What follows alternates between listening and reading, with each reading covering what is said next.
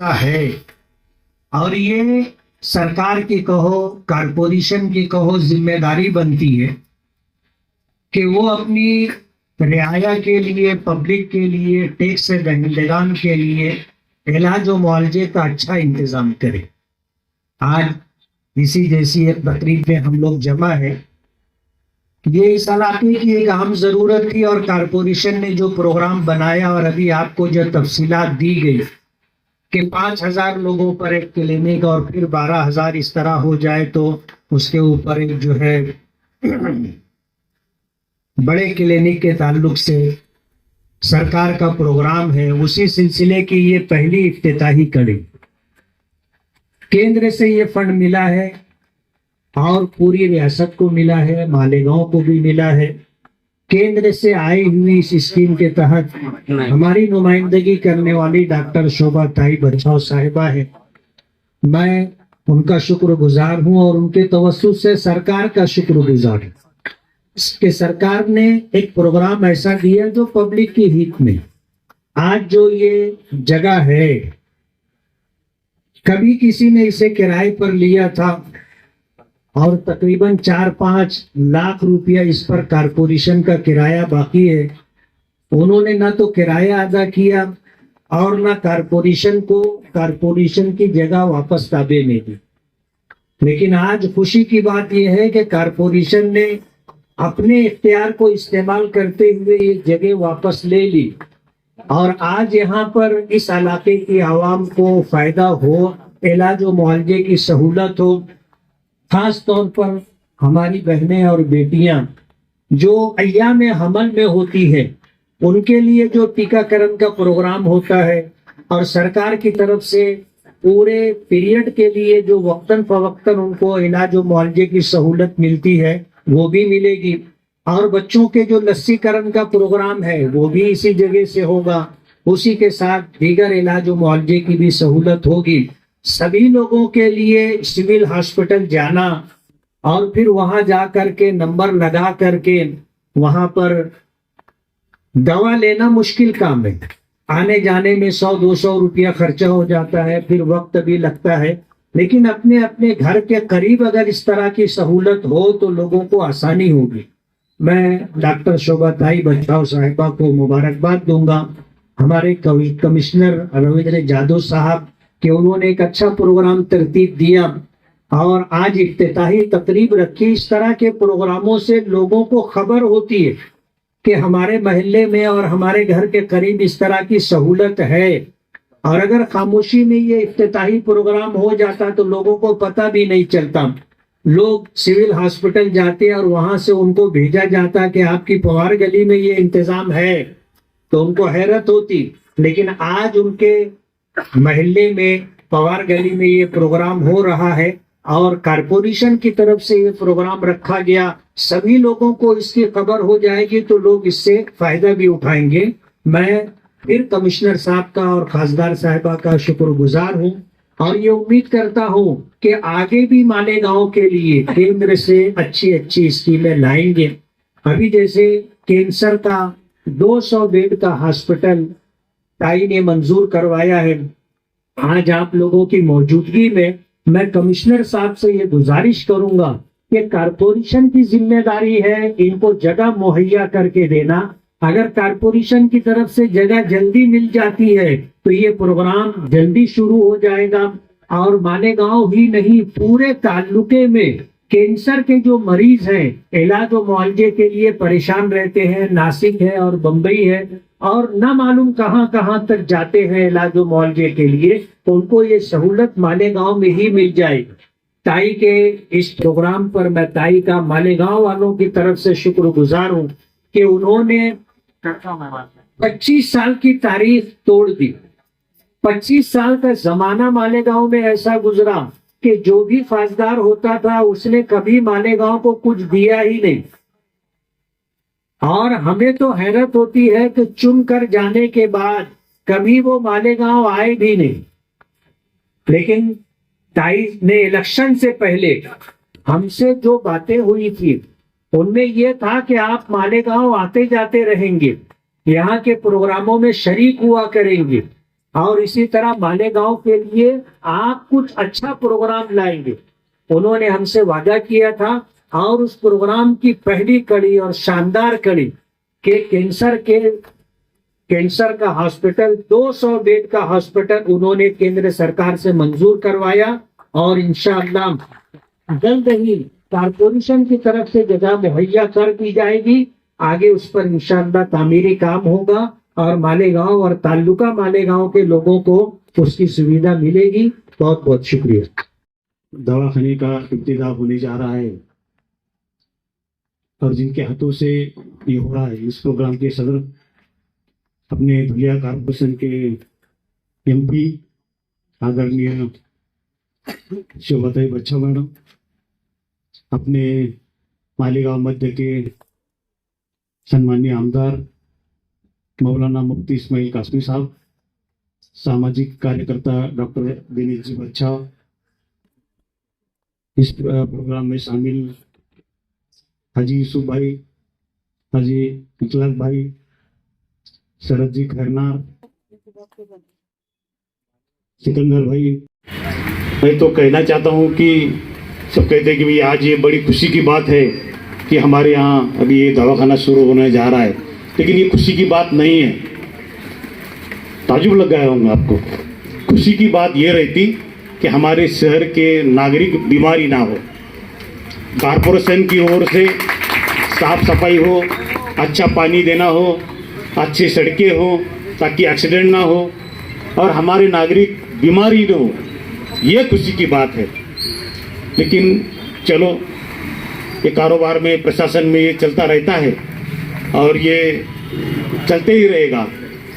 इसलिए राज्य शासन हो, केंद्र शासन हो, इस आरोग्य विभाग पे बड़े पैमाने पे खर्चा करती है और इसी माध्यम से मालेगांव शहर के लिए 2 टिप्पे में 38 ये क्लिनिक मंजूर हुए थे।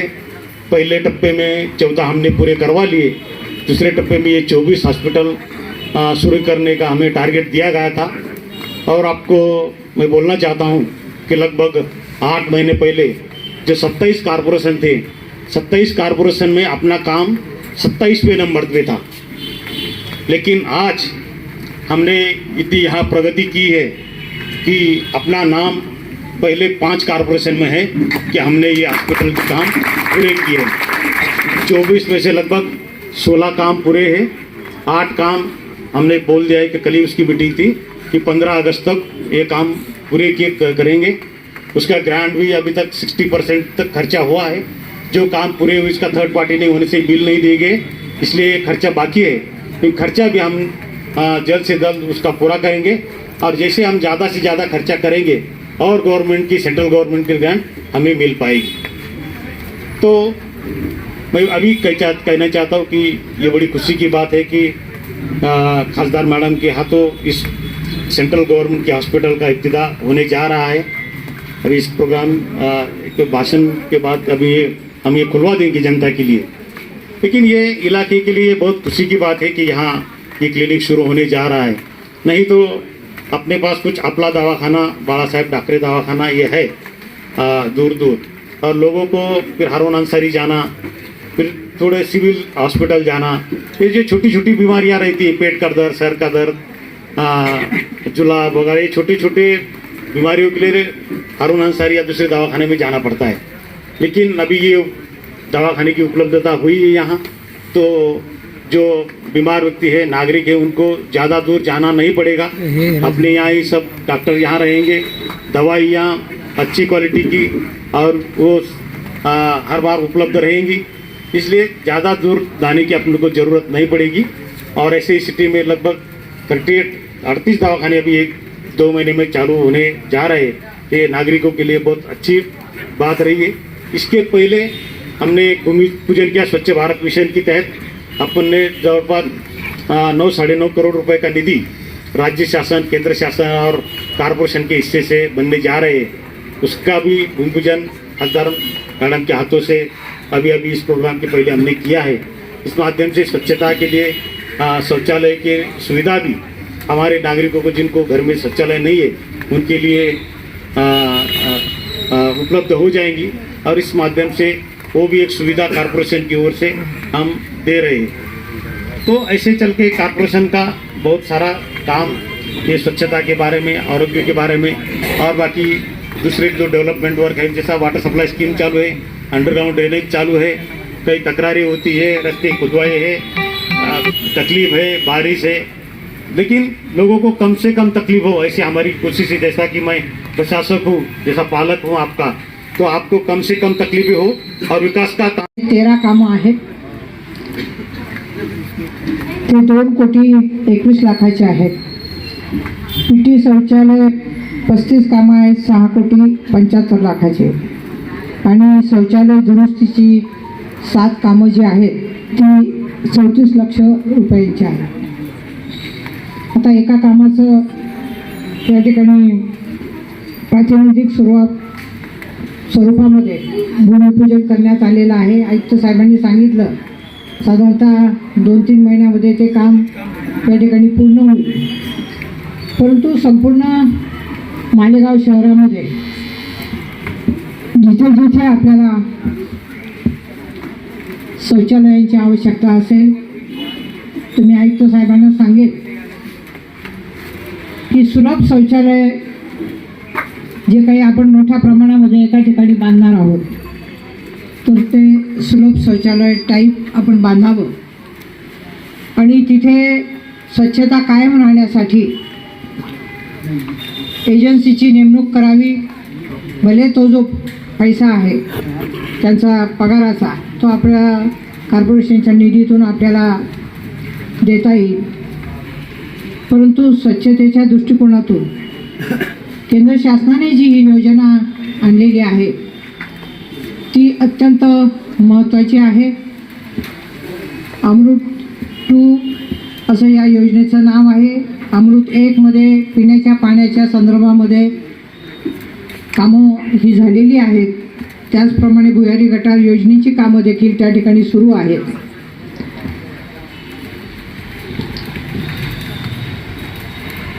केंद्र शासनाच्या वतीने 15व्या वित्त आयोगाच्या माध्यमातून ज्या काही शिफारसी केल्या जातात तो त्या शिफारसीनुसार मग ते पिण्याच्या पाण्याच्या सोयी असतील, आरोग्याचे प्रश्न असतील, शिक्षणाचे प्रश्न असतील, त्याच्यासाठी 15व्या वित्त आयोगातून हा निधी दिला जातो. आणि मला या ठिकाणी आनंद होतोय की